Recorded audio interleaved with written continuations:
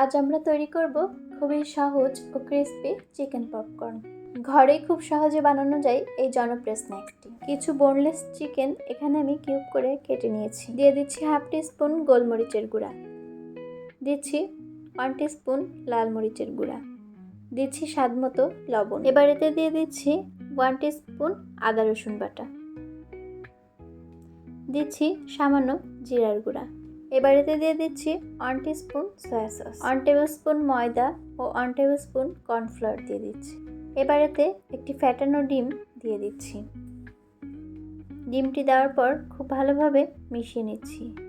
ভালোভাবে মাখানো হয়ে গেলে এবার একটি চিকেন নিয়ে ব্রেড ক্রাম্বসের ভেতর থেকে খুব ভালোভাবে কোটিং করে নিচ্ছি। একইভাবে সমস্ত চিকেনগুলোকে আমি তৈরি করে নিচ্ছি। এদিকে চুলায় তেল গরম করে এতে দিয়ে দিচ্ছি চিকেন পপকর্নগুলো। এপিট ওপিট করে খুব ভালোভাবে 6-7 মিনিট মতো ভেজে নিয়েছি।